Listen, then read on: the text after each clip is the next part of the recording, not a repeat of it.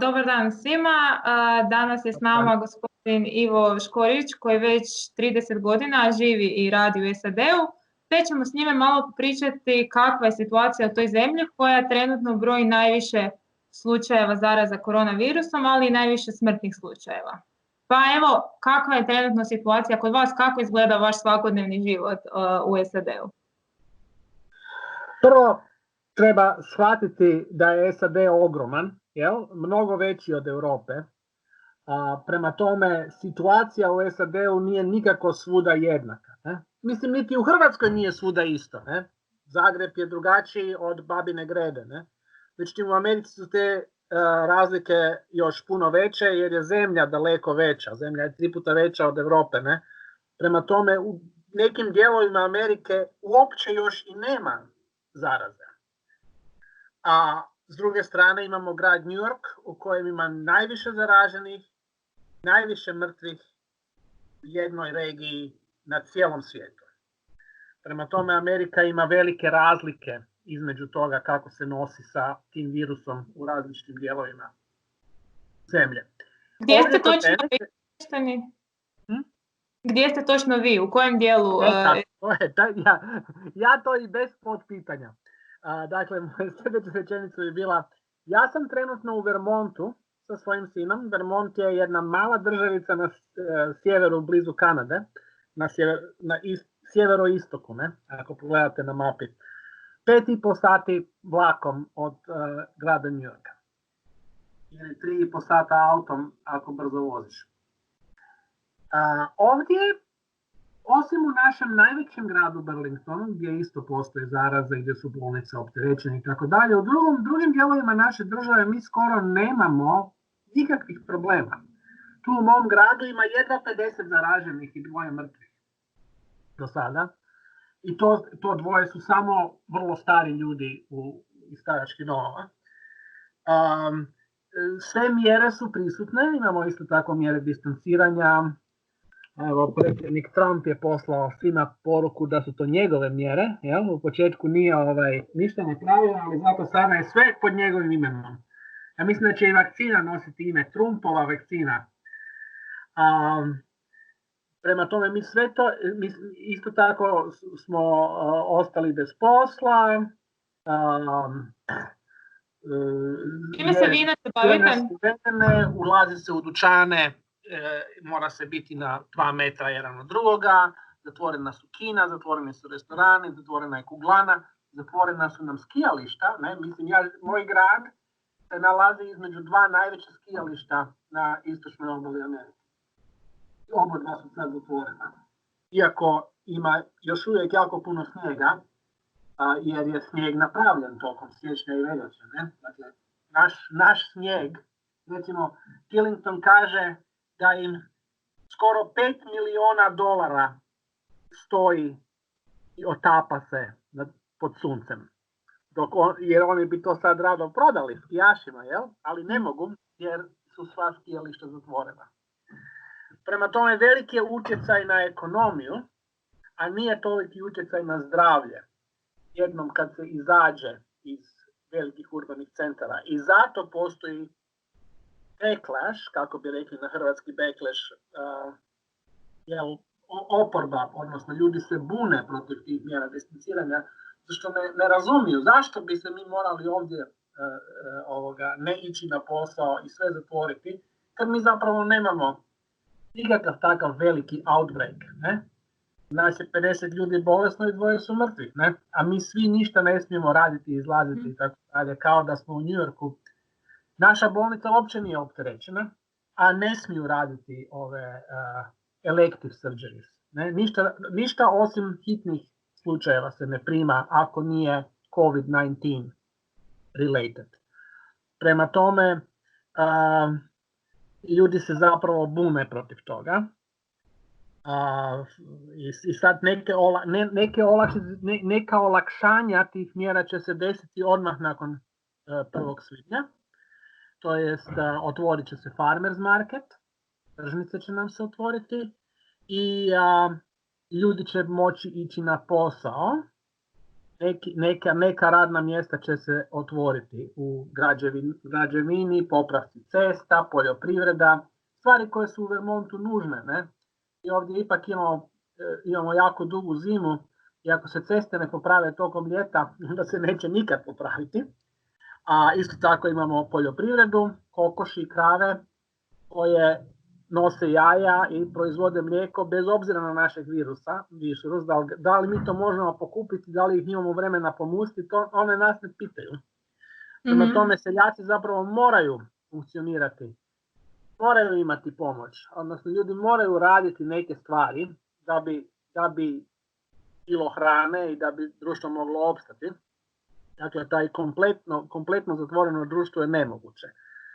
Ono što će se desiti je da oni koji su bolje pozicionirani na socijalnoj ljestvici, to jest koji imaju takve poslove koji se mogu ovako fino obavljati od kuće preko Zooma, Skypea, kompjutera i tako dalje, oni će vjerojatno nastaviti raditi od kuće.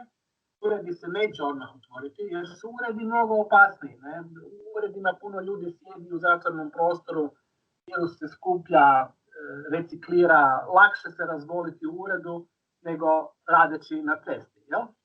Na tome od 1. svibnja će se vratiti ovi poslovi koji se rade napolju, kopanje, popravci cesta i tako dalje, jer oni nisu toliko opasni. Ljudi inače rade pod maskom. Jel? Kad radiš posao u građevini, vrlo često nosiš masku zbog drugih stvari, prema tome to nije veliki problem, isto nosiš rukavice.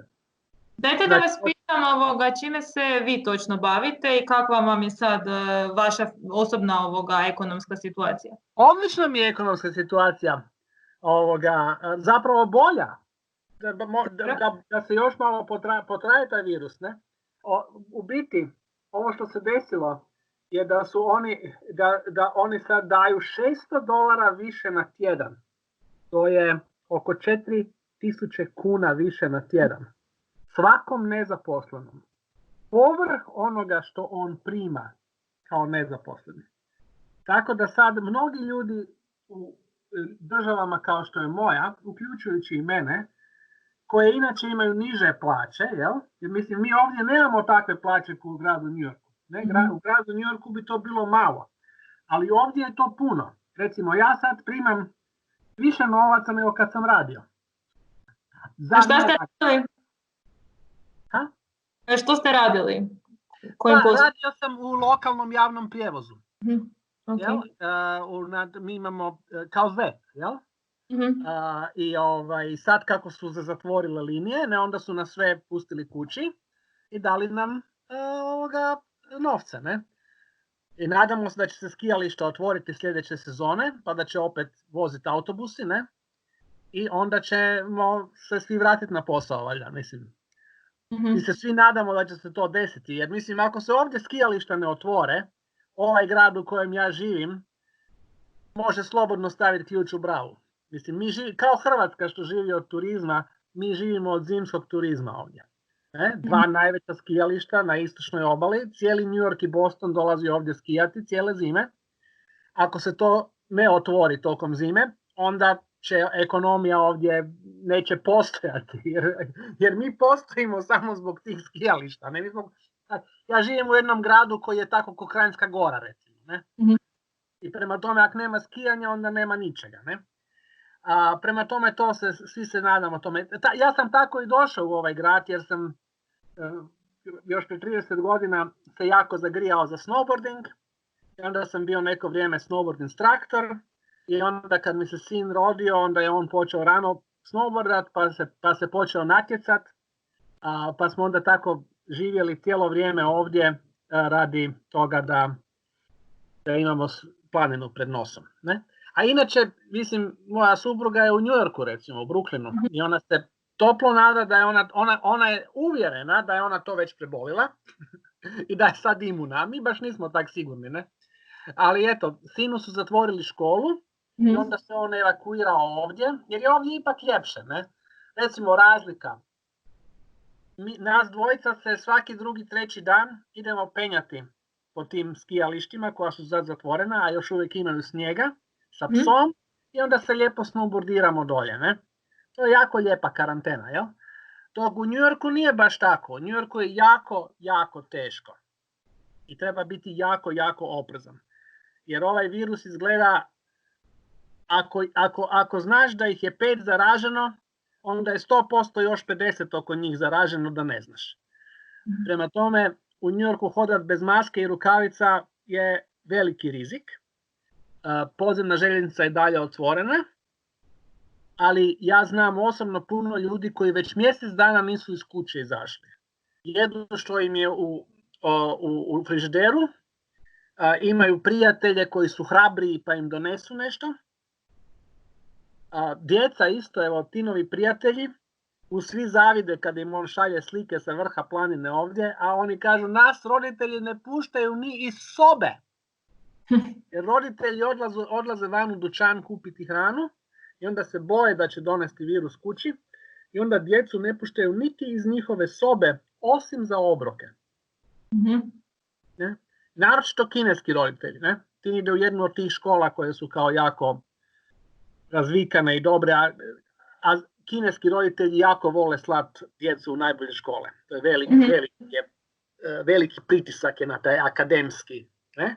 I onda njegova škola ima 60% djece su mali Kinezi u New Yorku. Njihovi roditelji ne daju djeci niti iz sobe. Toliko su zastrašeni. Kad je to počelo? Jesu li na vrijeme po vama ljudi u SAD-u shvatili tu opasnost i kada je to sve krenulo? Nije niko osim Tajvana i Južne Koreje na vrijeme shvatio tu opasnost. Ja mislim, jer to je tak čudno i novo, ne? Mislim, mi na zapadu, ni Evropa, ni Amerika, mi jednostavno ne znam. Ja mislim da mi ne možemo pojmiti da bi sad to tak moglo biti ozbiljno, ne? I niko ovdje, prvo brojevi koji su dolazili iz Kine su sugerirali da je ta zaraznost, ne, taj R0 broj, puno manji, ne, nego što sad CDC, Center for Disease Control Prevention, kaže. Ne, sad je navodno taj broj 5,7, a prema podacima koje su dobivali iz Kine, oni su mislili da je broj 2,2, a to su eksponencijalne razlike. Znači, virus je 150 puta zarazniji nego što se mislilo na osnovu podataka koje je kineska komunistička partija dozvoljavala napolje. I možda da se to znalo da je to tako zarazno, možda bi se mjere ranije, ali oni su svi mislili, da to nije puno smrtonosnije od gripe, nije puno zaraznije od gripe, zašto bi se puno brinuli, ne? I onda kad se pojavilo, onda je nastala užasna panika jer se vidjelo da u tim velikim gradovima gdje je velika gustoća naseljenosti, gdje ima jako puno ljudi pa se stvar može brzo širiti, tu se naglo to tako strahovito brzo proširilo. U 3 tjedna je krenulo od 1 do 10.000 slučajeva.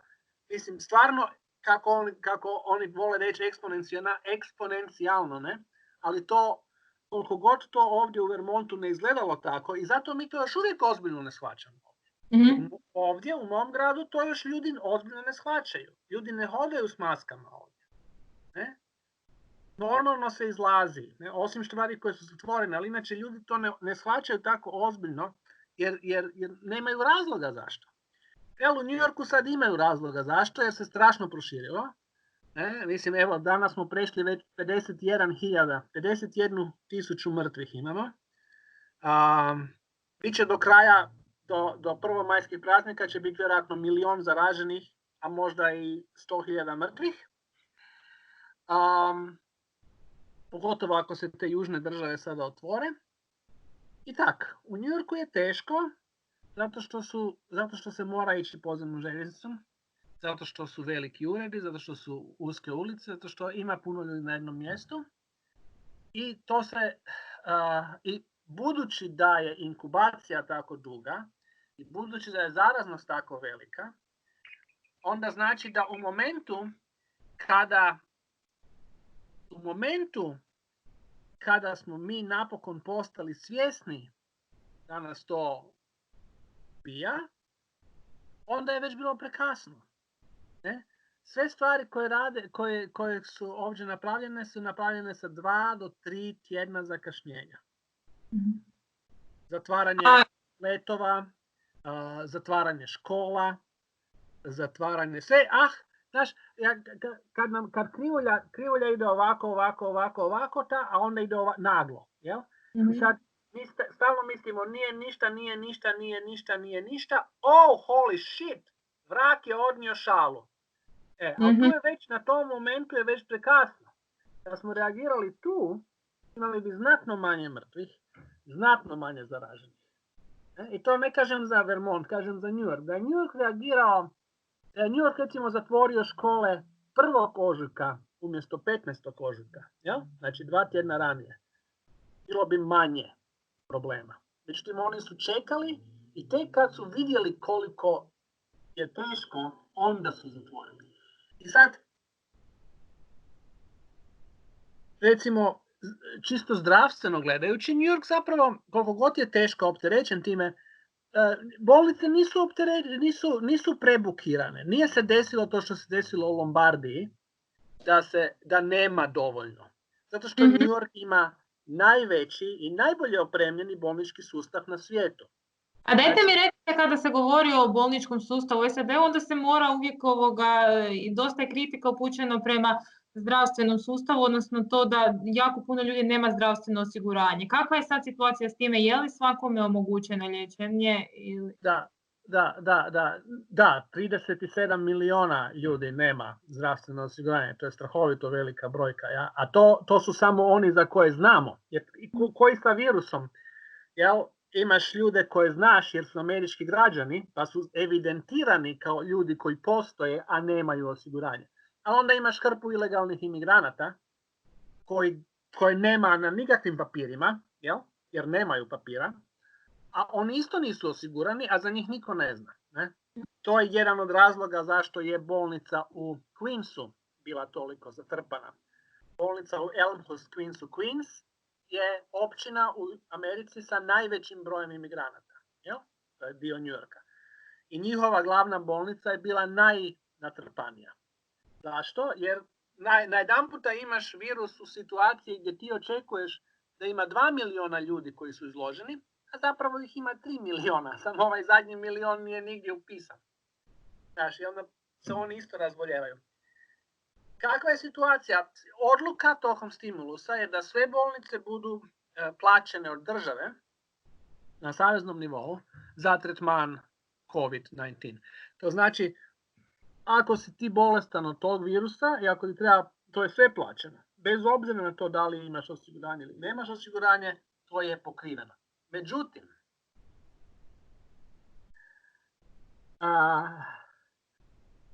to nije samo po sebi dovoljno.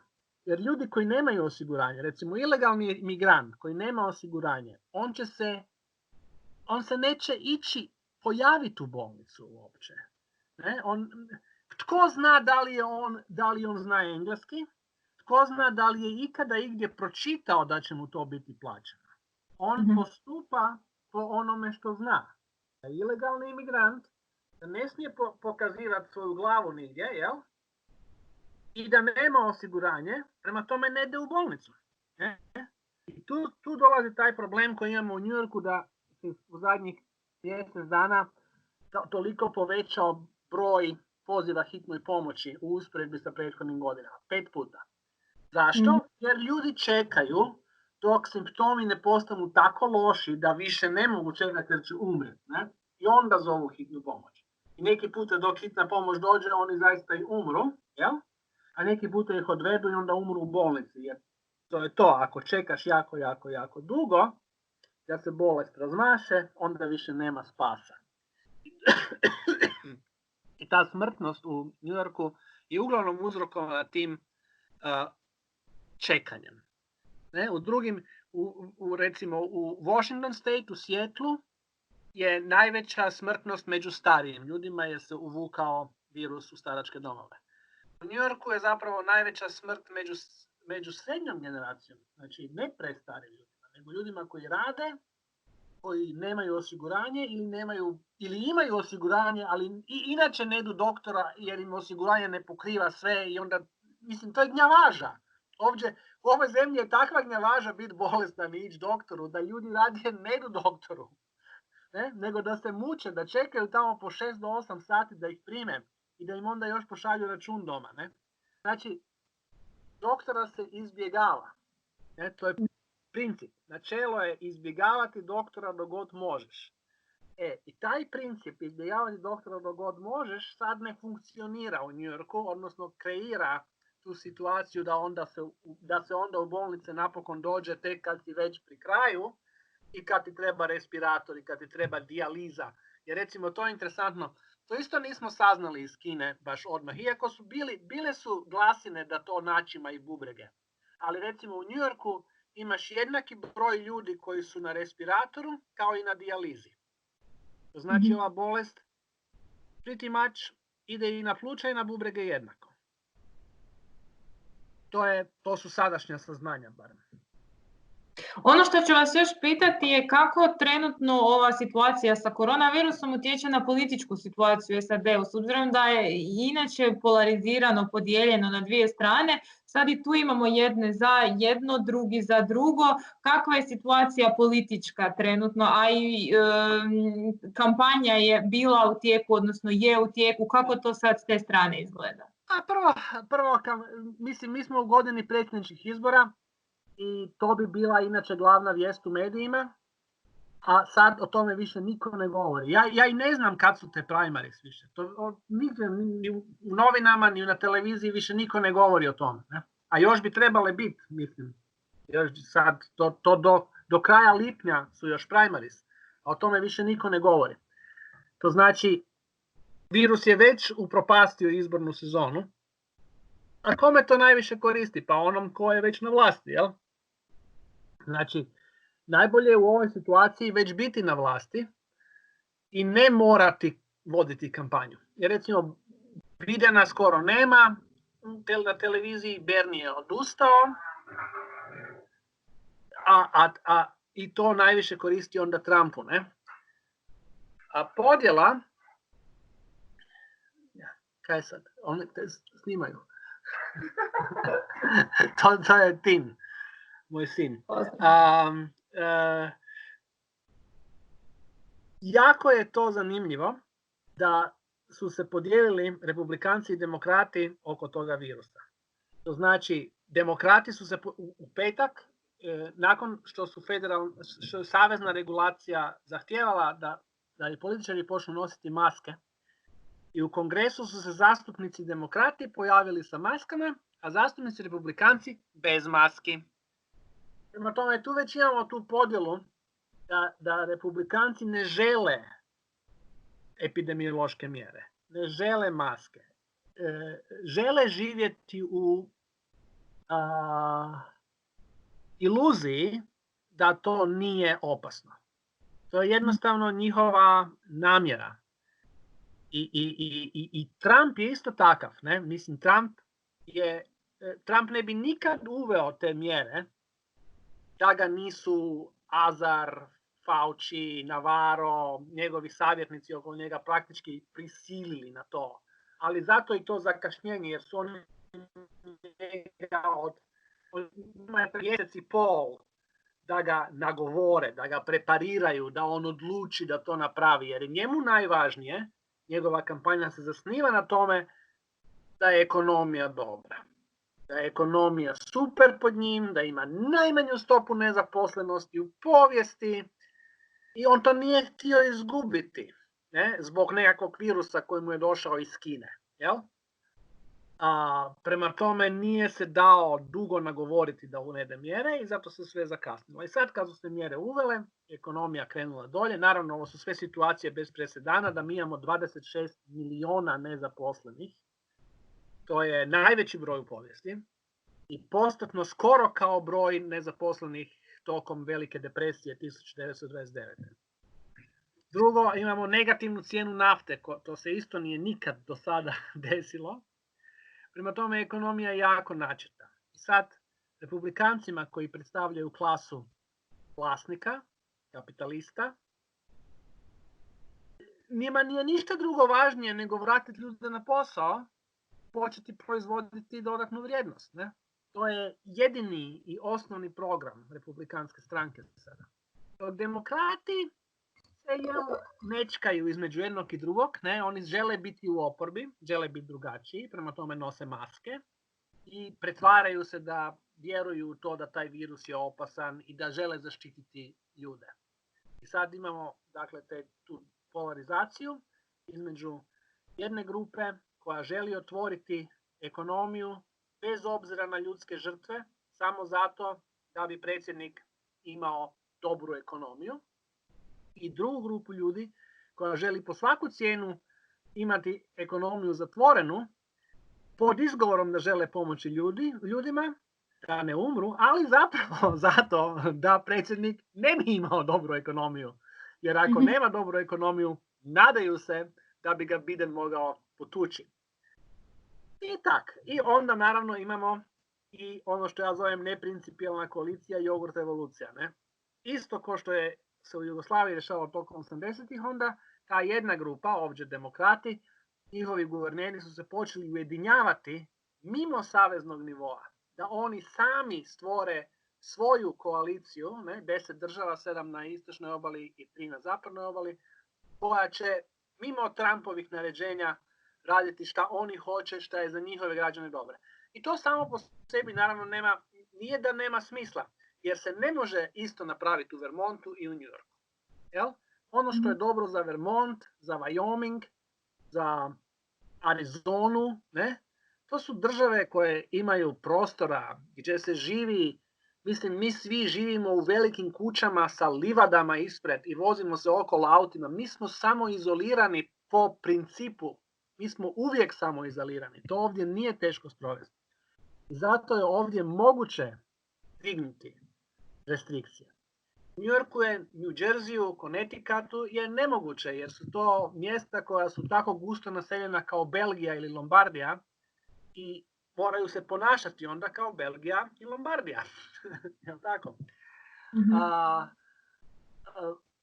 I onda imamo Trumpa koji međutim po svaku cijenu želi provesti svoju volju i onda instigira demonstracije. Jel? Isto kao što je jogurt revolucija zapravo bila orkestrirana, tako ovi zadnji protesti koje vidimo po Michiganu, Minnesota, Coloradu, New Hampshireu i drugim državama su zapravo organizirani od različitih sponzora Trumpove kampanje.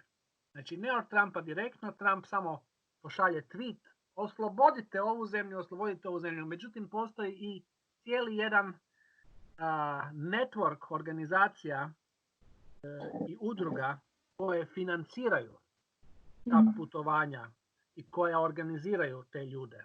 I o tome ću pisati u sljedećem tekstu za ideje kad dođe. To baš sad na tome radim, ne?